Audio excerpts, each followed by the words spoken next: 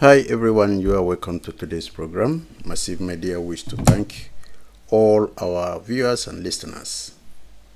In addition, we cannot fail to appreciate you all for subscribing to this channel, as well as liking, sharing, and commenting.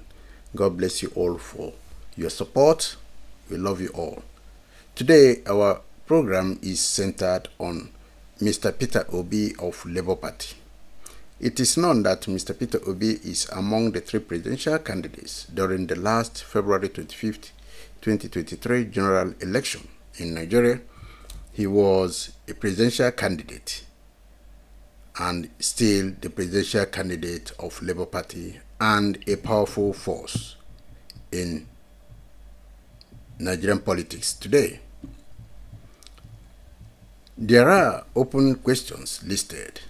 Many Nigerians and the world at large would want to listen to Mr. Peter Obi to clarify his opinion or views on these questions had he been elected as Nigerian president and sworn in on 29th May 2023 or any other time in future. Indeed, we urge all our listeners to listen to these questions with full understanding and also wish to hear their opinion, or as long as these questions are concerned. Now, the questions from Mr. Peter Obi, the Labour Party, are as follows. What would have Mr. Peter Obi done differently to resolving problems in southeast of Nigeria had he been sworn in as the president of Nigeria now or in future? It is well-established fact that the former Nigerian president, Mr. Muhammadu Buhari, and his justice minister, Mr. Malami, did not obey court orders in Nigeria during their terms and the rulings, except for those that favor them and their cabals.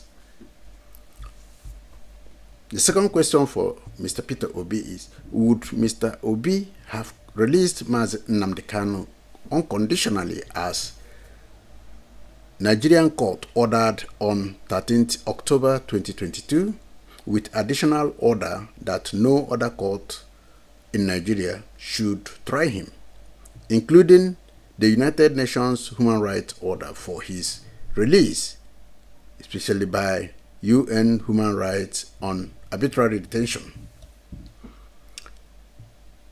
Some major problems leading to agitations in Nigerian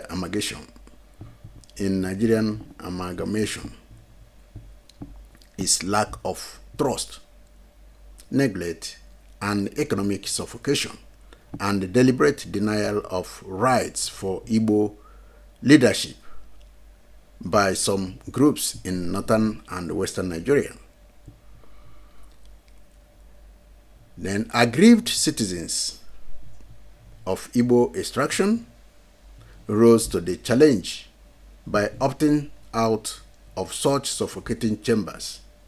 Amongst all three agitators, one only person, Mr. Mazi NNAMDI KANU, is being pursued.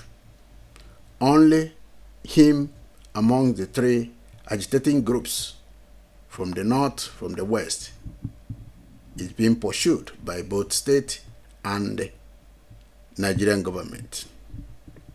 Now the question is, would Mr. Peter Obi have dialogued with IPOB members who are working assiduously to restore the defunct Republic of Biafra? Before we continue, let us request our listeners to subscribe, like, and share these programs. Thanks for listening, and we are back to our questions for Mr. Obi. The fourth question people are looking for answers are: would Mr. Peter Obi have arranged a meeting with Igbo stakeholders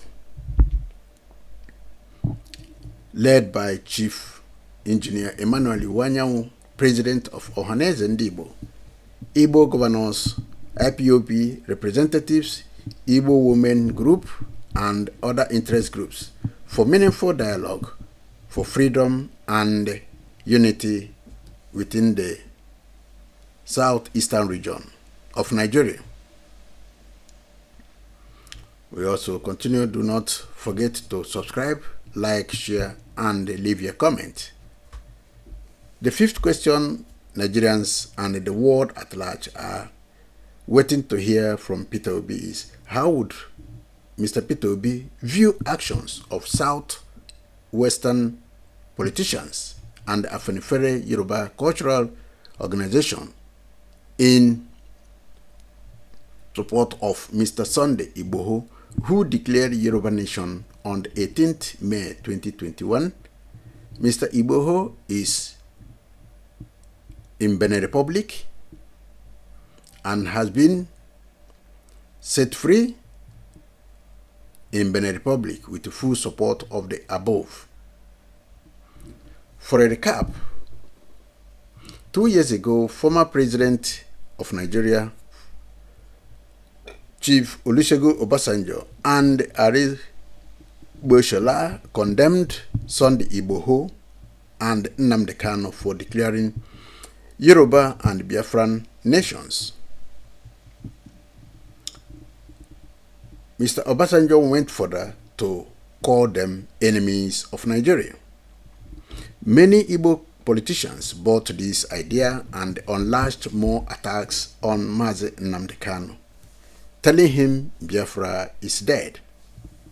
However, when Sunday Igboho was arrested in Benin Republic, no Yoruba man or woman jubilated. It was a sober reflection. This prompted Chief Olusegun Obasanjo, the former president of Nigeria, to arrange and meet with the president of Benin Republic, Mr. Patrice Talon, over Igboho's trial. He solicited that Igboho should not be imprisoned against the request of former President Muhammadu Buhari. Now, the question is, Mr. Obi, would you have considered Chief Obasanjo's visit to Benin Republic purely to release Sunday Igboho and not for him to be put into prison as unpatriotic or patriotic?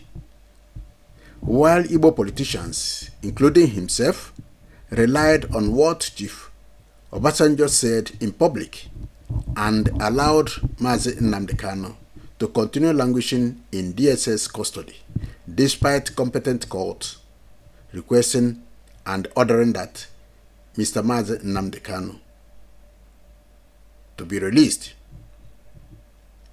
Did the actions of Chief Obasanjo teach Mr. Obi and the other Igbo politicians any lesson? That is the question to be answered. Finally,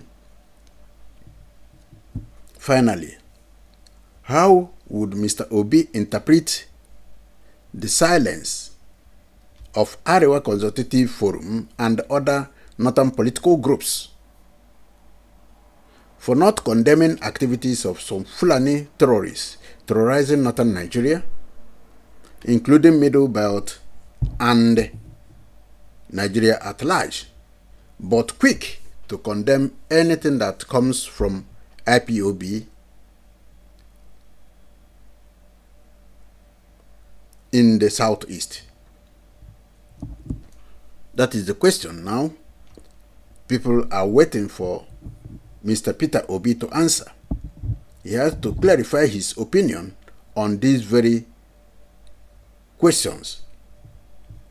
These are the pressing questions Labour Party candidate Mr. Obi needs to passionately address that most Nigerians, including many Igbos and people from all other ethnic groups, are waiting to hear from him, as well as the world at large.